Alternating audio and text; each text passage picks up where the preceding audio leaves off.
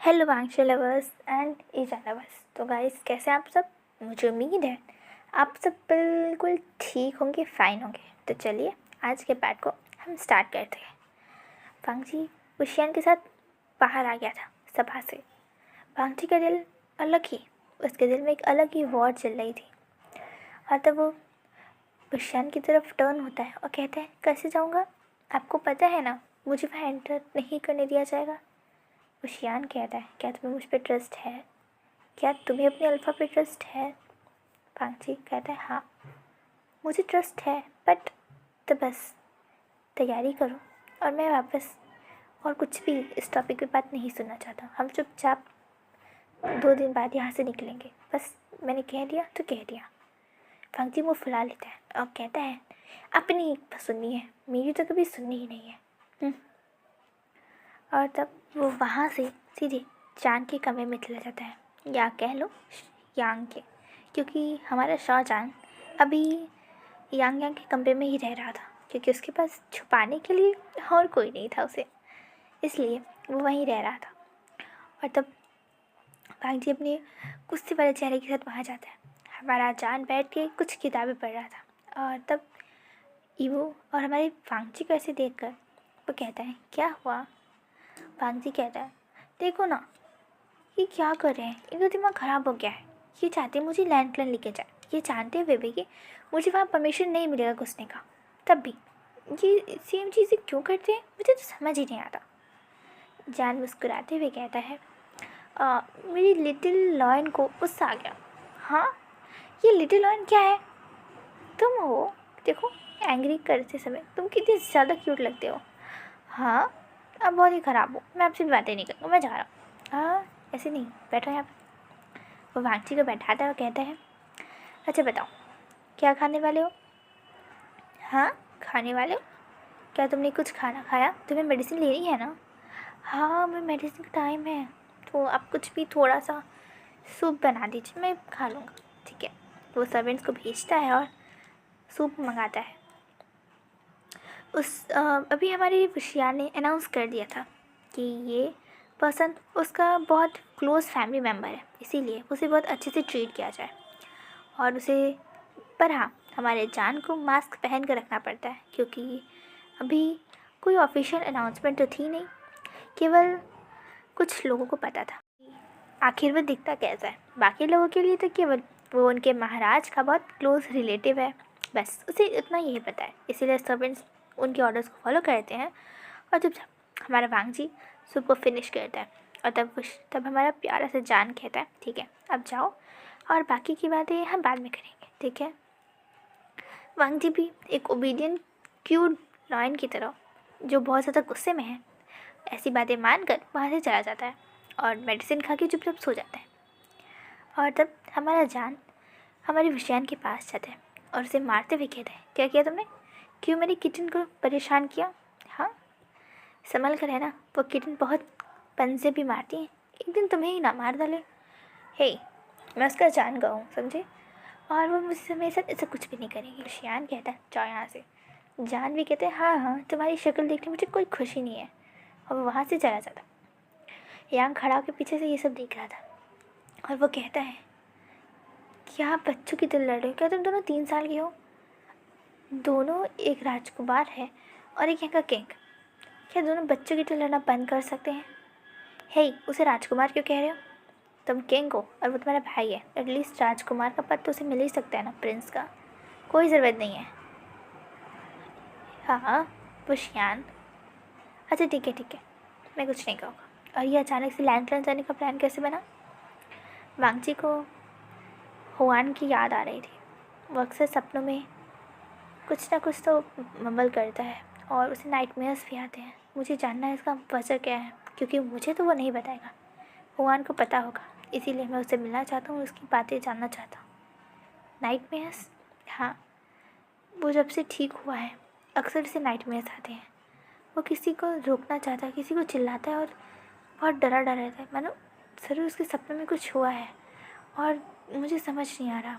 और वैसे भी पहले वो बोल नहीं सकता था, बट अब वो ठीक है, और मुझे जानना है कि क्या सच में उसके पेरेंट्स की वजह से उसे नाइटमेयर्स आते हैं या रीज़न कुछ और है या कुछ और भी उसके बचपन में हुआ था। मुझे जानना है, इसलिए हुआ नहीं मुझे बता सकते हैं, बट उसे एंट्री कैसे मिलेगा? ओहो, सब मुझे यही क्यों पूछ रहे हैं? मैंने कहा ना मैं हैंडल कर लूँगा। ठीक है। ऐसे ही देखते देखते 2 दिन का टाइम बीत जाता है और वहाँ वांगची और वुशियान रेडी थे जाने के लिए। वुशियान कहता तुम ऐसा करो, तुम इस पालकी में बैठ जाओ, मैं चलता हूँ तुम्हें लेकर। तो वांगची कहते नहीं, मैं अपनी बिचन से जाऊँगा। क्या? तुम पूरा गुस्से का सफ़र बिचन से करोगे? वांगची कहता हाँ, क्योंकि मुझे इसे नहीं जाना। और तुम्हें ये क्यों नहीं करना? मैंने कहा ना, मैं गुड कल्टीवेटर, ओके?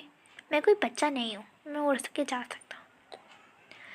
वुशियान कहता ठीक है, तुम्हारी मर्जी। तो वुशियान भी अपनी सोबिया निकालता है और वो दोनों वैसे ही बिना गार्ड्स के, बिना प्रोटेक्शन के चले जाते हैं गुस्सू के लिए।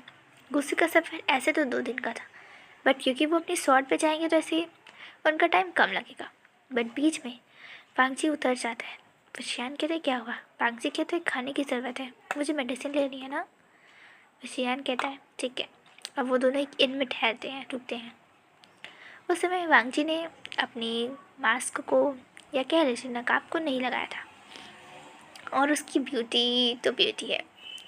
वहाँ के इनमें जितने भी अल्फाज थे वो सब उससे अट्रैक्ट हो रहे थे। हालांकि हमारा वांगजी मार्क्ड है, उसके गर्दन पे उसके अल्फ़ा का क्लेम वाइट है, बट अभी तक वो दोनों पूरी तरीके से बाउंडेड नहीं हुए हैं क्योंकि वांगजी ने अभी तक वुशियान को बाइट नहीं किया है, उसे अपना नहीं बनाया है।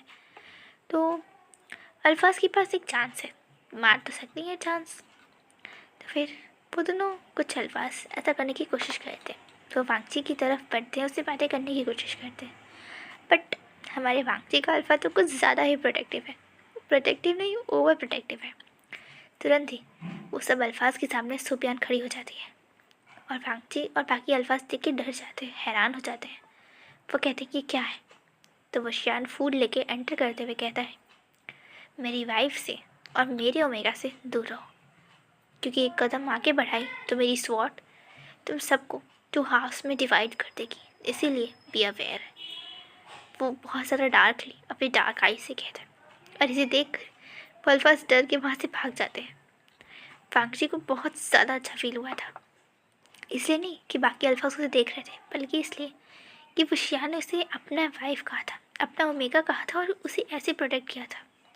वुशियान उसकी तरफ आता है और कहता है मुस्कुरा क्यों रहे हो? वांगजी कहते हैं कुछ भी नहीं। तो वुशियान गुस्से में कहता है वो तुम्हारी तरफ बढ़ रहे थे और क्या तुमने ध्यान नहीं दिया? वो तुम्हें कुछ भी कर सकते थे, वो तुम्हें हार्म कर सकते थे, क्या तुम देख नहीं सकते थे? वो ऐसा कह के उसे डांटने लगता है। वांगची को ये डांट बहुत ज़्यादा अच्छी लगती है। पहली बार उसे किसी का ऐसे डांटना बहुत ज़्यादा पसंद आया। हालांकि उसे लैंड में कभी डांट पड़ी नहीं, अक्सर उसे हमेशा शाबाशी मिलती थी, बट आज वुशियान को उसे ऐसे डांटना उसे बहुत ज़्यादा अच्छा लग रहा था। उसके चेहरे पे अनरीडेबल स्माइल थी, बट उसका दिल बहुत ज़्यादा हैप्पी था। वो तो डांस कर रहा था। वुशियान कहते हैं क्या हुआ? चुपचाप खाना खाओ।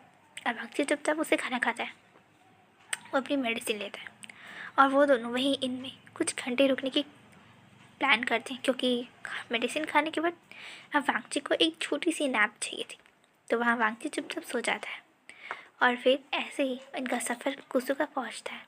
गुस्सू के मेन डोर एंट्रेंस पे ही वहाँ के डिसिपल्स जो गार्ड्स थे वहाँ रोक देते हैं और तब वुशियान गुस्से में कहता है वीक क्लैन के एम्पर को और उनकी एम्प्रेस को रोकने की हिम्मत आपकी कैसे हुई? वो बहुत ज़्यादा डार्कली सब देख कह रहा था।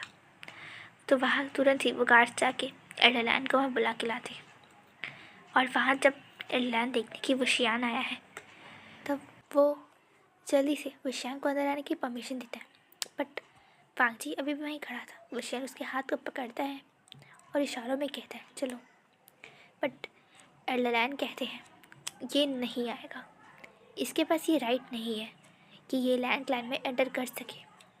वुशियान कहता है हाँ, कोई लैंड को राइट नहीं है लैंड में आने का, बट अब ये कोई लैंड नहीं, अब ये वे है, ये वे जान है, लैंड नहीं।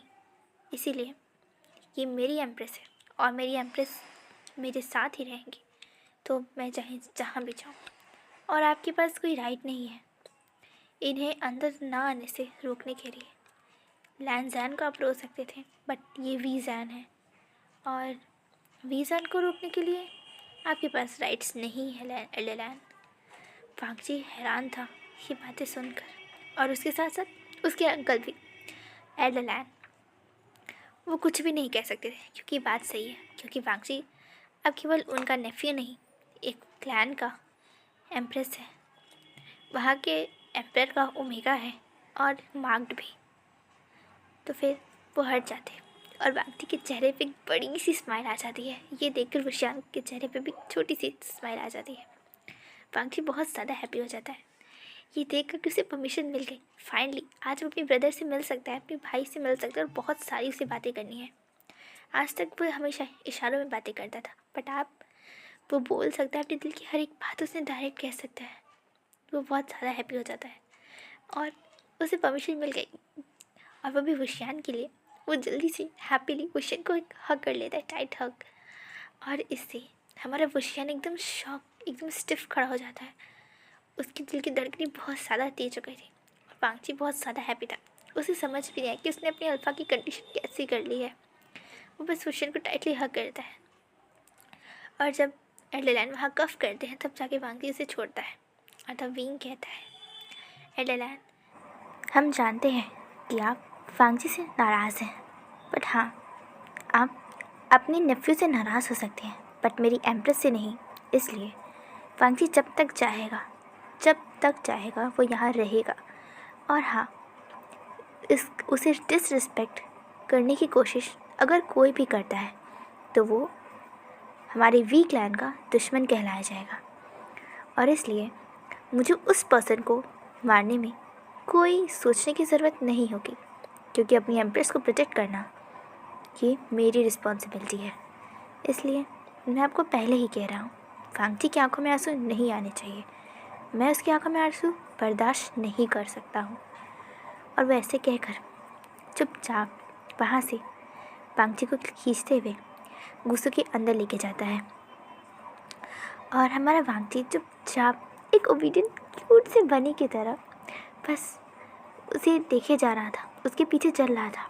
उसका ध्यान पूरा उस हाथ पर था जिसे वुशियान ने पकड़ा हुआ था, एकदम टाइटली, मानो वो उसे सिक्योर करना चाहता हो कि खबरदार उसे कोई टच करे तो सिर्फ उसे बिलोंग कर जाए। और जब उसने ये सुना कि वो कैसे उसके लिए उसी के अंकल से लड़ रहा है, उसे ये बहुत ज़्यादा अच्छा लगा। हालांकि वो दोनों खुद भी आपस में लड़ते हैं, बट आज वो उसके लिए किसी और से लड़ रहा है। पहली बार वुशियान का ये साइड शायद हमारी वांगची ने देखा था, और उसका ध्यान भी नहीं था कि वुशियान उसे बुला रहा है। वुशियान कहता है, वांगची। वांगची कहता है, हाँ क्या हुआ, कहाँ खो गए हो? मैं पूछ रहा हूँ कि कहाँ जाना है? वैसे तुम्हारे ब्रदर से मिलने। वो उधर, वो उसे इशारा दिखाता है, और वो दोनों ही वहाँ पहुँचते हैं। हमारे हुआन आराम से अपने कमरे में बैठकर कुछ खा रहे थे, क्योंकि अभी उन्हें कुछ ज़्यादा ही प्रॉपर न्यूट्रिशन की ज़रूरत है। और उनके बगल में ही कोई और भी बैठा हुआ था, जो धीरे धीरे उनके हाथों को रब कर रहा था।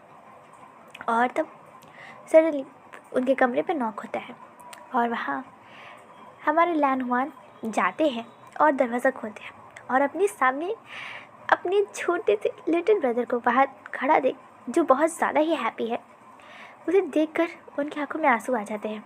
और वो दोनों ही, वांगची और हुआन, एक दूसरे को टाइट हग करते हैं। और वांगची कहते हैं, ब्रदर। और लैन हुआन एकदम शॉक हो जाते हैं। वो हैरान थे कि वांगची ने उनका नाम लिया। वो वांगची से कहते, वांगची प्लीज़ जो कहा तुमने दोबारा कहो, क्या मैं सपना देख रहा हूँ, पिंच करो मुझे। वांगची प्यार से अपनी गगा के चिक्स को पकड़ता है, होल्ड करता है, और कहता है, मेरे प्यारे गगो, आपका प्यारा बच्चा अब बोल सकता है। और तब हमारी वन बहुत ज़्यादा हैप्पी हो जाते हैं, और वो वांगची को फिर से एक टाइट हग देख करते हैं। हमारे हुआन अभी तक उन्होंने ये नोटिस ही नहीं किया था कि पीछे से हमारा वशियान ये सब कुछ खड़ा कर देख कर ऑब्ज़र्व कर रहा है और वो कुछ और भी ऑब्ज़र्व करता है। और तब हमारे हुआन कहते हैं, जब वो नोटिस करते हैं हमारी वशियान को, तो उसे ग्रीट करते हैं।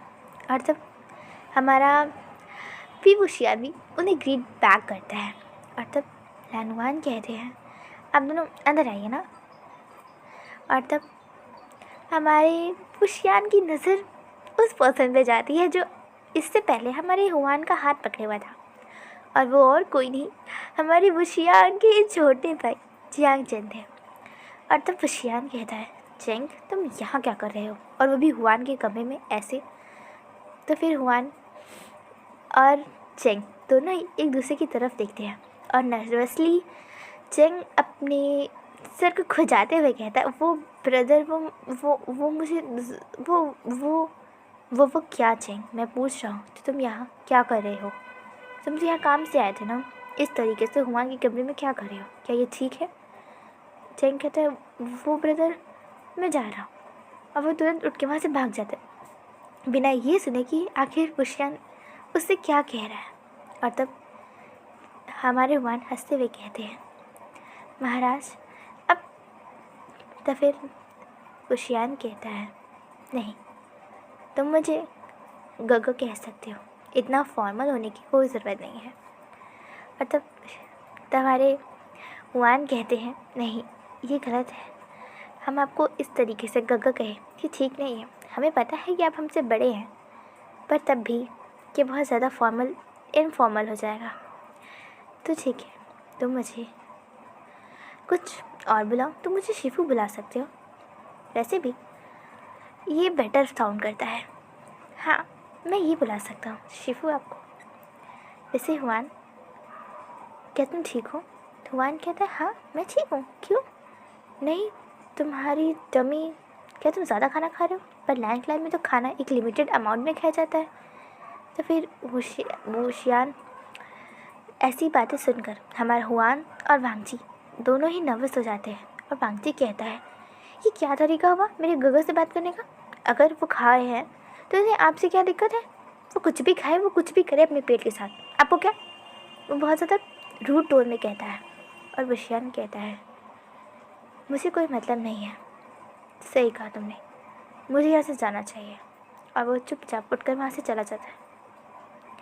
वांगजी को बुरा लगा जिस तरीके से वशियान वहाँ से चला गया, बट वशियान का वहाँ होना ठीक नहीं था, जबकि वो क्वेश्चन ऐसा कर रहा था।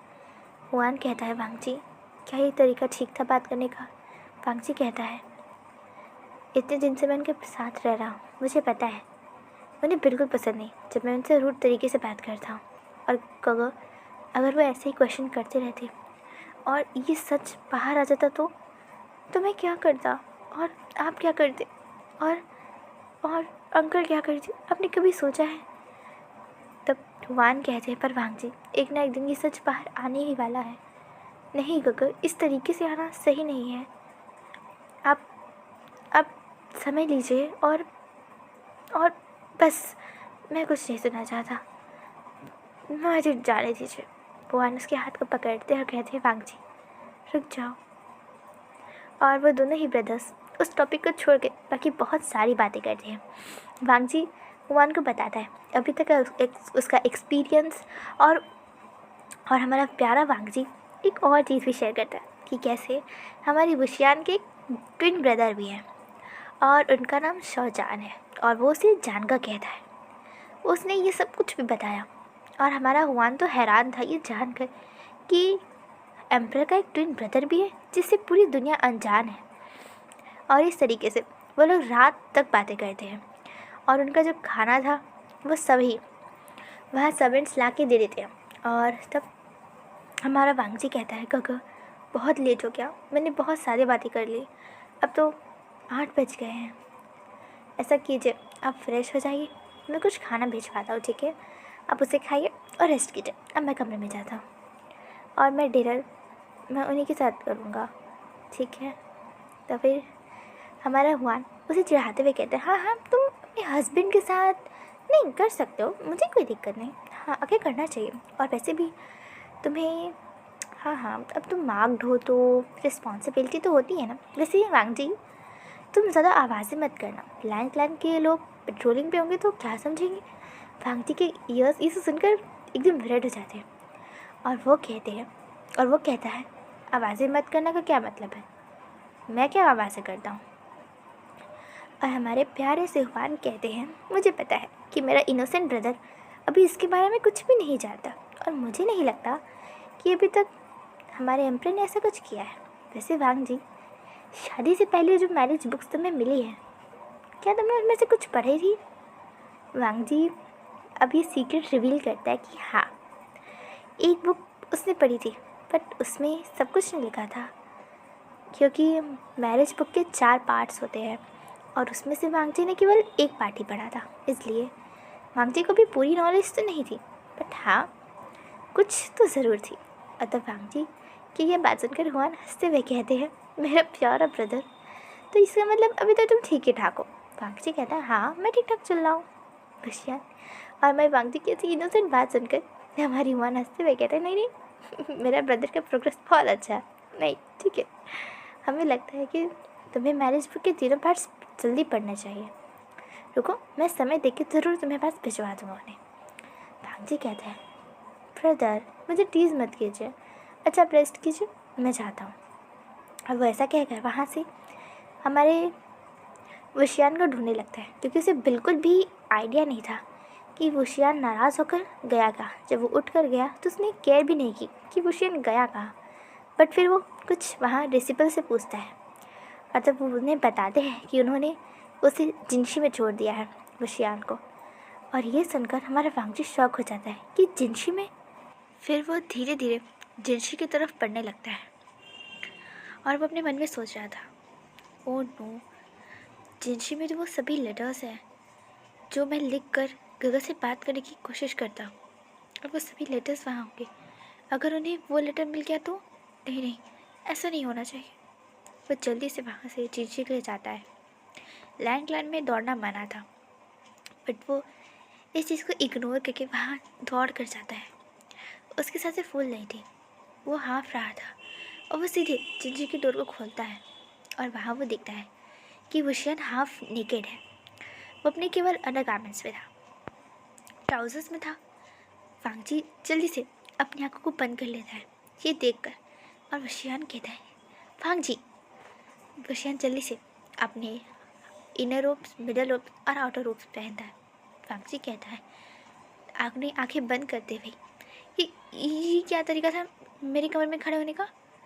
तो फिर वशियान कहता है इसमें मेरी कोई गलती नहीं थी, मैं अभी भी सो कर उठा हूँ और मुझे फ्रेश होना था तो इसलिए मैंने बात ले लिया था, इसलिए मैं ऐसा हूँ, समझे। मुझे कोई इंटरेस्ट नहीं ऐसे खड़े होने में, समझे। वांग जी पूछता है कि आपने कपड़े पहने। वशियान कहता है हाँ। वांग जी तब अपने धीरे धीरे आँखों से हाथ हटाता है और पर धीरे धीरे चेक करता है कि क्या सचमुच से पहने हैं, और तब उसके बाद वो पूरा हाथ हटाता है। और तब वशियान कहता है क्या हुआ, क्या तुम्हारी बातें हो गई। वांग जी ने कहा हाँ हो गई। तो वशियान कहता है अच्छी बात है, खाना खा लो, मेडिसिन खा लो और सो जाओ, और मैं बाहर जा रहा हूँ। नहीं, आप अभी 8 बज रहे हैं, मैं 9 बजे तक आ जाऊँगा, इसलिए खाकर चुपचाप सो जाओ, समझे। हमारे वांग जी को साफ साफ पता चला था कि वशियान उससे कितना ज़्यादा नाराज़ है, बिल्कुल भी वो मुझसे बात नहीं करना चाहता है। बट वांग जी को तो बुरा लग रहा था ना, क्योंकि उसने जानबूझकर इस बार वशियान को हर्ट करने की कोशिश की। वो उससे बात करना चाहता था, बट वशियान ने बिना कुछ उसकी बात सुने वो कमरे से चला गया। और वांग जी के पास कुछ डिसिपल्स खाना लेकर आ गए थे, तो वांग जी ने फिर डिसाइड किया कि वो खाना खा लेगा और मेडिसिन लेगा, और ऐसा करते उसे नींद आ गई और वो चुपचाप जाके सो गया। तो अब हम लोग कल देखते हैं कि वांग जी और वशियान के बीच में मिसअंडरस्टैंडिंग कैसे ख़त्म होती है और आगे क्या होता है। तो guys, always love Wangshan and Ishan. Bye bye guys and take care of yourself.